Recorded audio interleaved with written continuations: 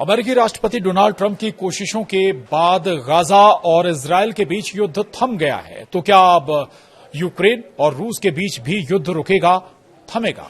लेकिन समझ लीजिए दूसरी खबर और है। खबर यह है कि डोनाल्ड ट्रंप ने टॉम हॉक मिसाइल यूक्रेन को देने के लिए हामी भर दी। यानी अब यूक्रेन के पास टॉम हॉक मिसाइल पहुंचेगी जिसकी दूरी कम से कम 2,500 से 3,000 किलोमीटर है और ये क्रूज मिसाइल है जो कि करीब 30 मीटर जमीन से ऊंचाई पर चलती है, जिसे ट्रैक करना भी मुश्किल हो जाता है। अगर यूक्रेन के हाथ ये टॉम हॉक मिसाइल आ गई तो फिर रशिया के लिए कितना खतरा बढ़ जाएगा, ये अंदाजा लगा सकते हैं। रशिया के कई बड़े शहर टॉम हॉक मिसाइल की जद में आ जाएंगे।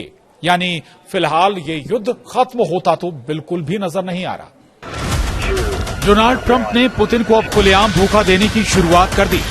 जेलेंस्की को अब वो मिसाइल मिलने जा रही है जो पुतिन की राजधानी समेत 10 शहरों को जला सकती है। ट्रंप की नई मिसाइल सप्लाई के बारे में सुनकर पुतिन बुरी तरह भड़क गए। उन्होंने ट्रंप को बता दिया है कि इसका अंजाम बहुत बुरा होगा। एक मिसाइल ने पुतिन और डोनाल्ड ट्रंप के बीच सबसे बड़ी दुश्मनी शुरू कर दी है।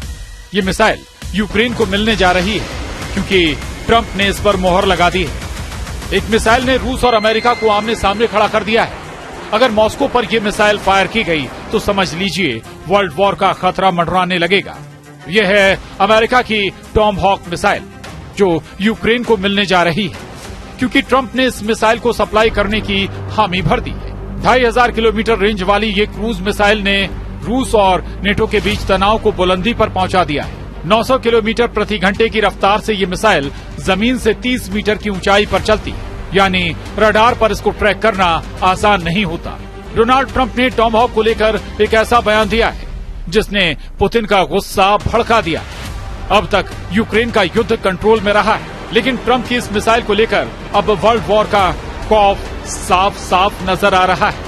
उधर अमेरिका के राष्ट्रपति डोनाल्ड ट्रंप का कहना है कि अगर आप गौर करें तो मैंने यूक्रेन को टॉम हॉक मिसाइलें भेजने के बारे में लगभग एक फैसला ले लिया है।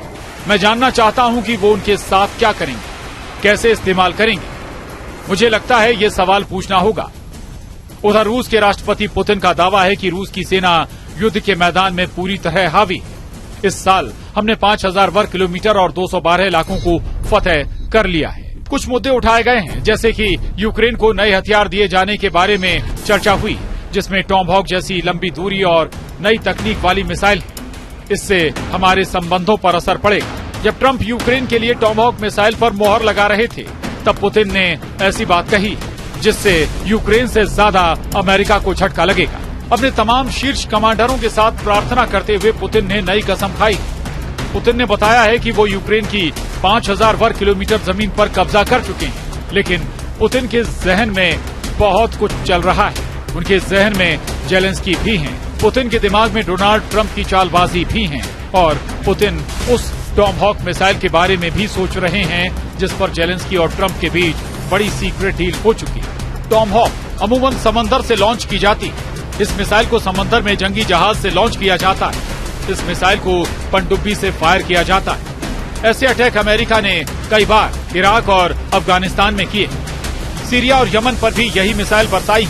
अब इसका लैंड बेस्ड लॉन्चर, जिसे लॉन्ग रेंज फायर्स यानी LRF लॉन्चर कहा जाता है, यह ऐसा विकल्प है जिसे अमेरिका खुद अपनी सेना से हटाना चाहता है। लेकिन यही विकल्प अब यूक्रेन के युद्ध को तेज करने का नया ईंधन बन सकता है। टॉम हॉक की रेंज और उसकी बाकी खासियत बता रही हैं कि ये मिसाइल रूस के लिए बड़ा खतरा साबित होंगी। ये यूक्रेन की फायर पावर और रेंज दोनों कई गुना बढ़ा देगी।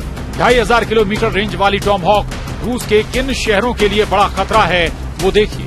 यूक्रेन की राजधानी कीव से रूस की राजधानी मॉस्को की दूरी 700 किलोमीटर। कीव से ही रूस के एक और बड़े शहर सेंट पीटर्सबर्ग की दूरी 1,000 किलोमीटर। वहीं दक्षिण में क्राइमिया की दूरी 800 किलोमीटर। और यहाँ से रूस की सेना को उखाड़ फेंकने का ख्वाब जेलेंस्की कई सालों से देख रहे हैं। जाहिर है जेलेंस्की लैंड बेस्ड लॉन्चर की मदद से ही इस मिसाइल को फायर कर पाएंगे। अमेरिका ने टॉम हॉक को 1983 में सेना में शामिल किया था, लेकिन इराक युद्ध से लेकर अफगानिस्तान की जंग और यमन से लेकर सीरिया में अटैक और साथ ही ईरान के परमाणु अड्डों पर भी इसी मिसाइल से हमला किया जा चुका है। अब इस मिसाइल का अगला टारगेट रूस के बड़े बड़े शहर और मिलिट्री ठिकाने बन सकते हैं। यही बातें हैं जिसकी वजह से अमेरिका की टॉमहॉक मिसाइल को देखकर पुतिन बिगड़ गए। इसमें कोई दो राय नहीं कि टॉमहॉक क्रूज मिसाइल की खबर देखकर पुतिन उखड़ गए। अब दावा किया जा रहा है कि टॉमहॉक मिसाइल को देखकर पुतिन का गुस्सा रिकॉर्ड तोड़ रहा है। टॉमहॉक क्रूज मिसाइल को लेकर इतना डायरेक्ट मैसेज पहले कभी नहीं आया। ट्रंप खुद बोल रहे हैं कि सब विकल्प उनकी मेज पर है। ये रूस और नेटो में बड़ा युद्ध भड़काने वाली स्टेटमेंट जिसकी सजा अमेरिका से पहले जेलेंस्की को दी जाएगी।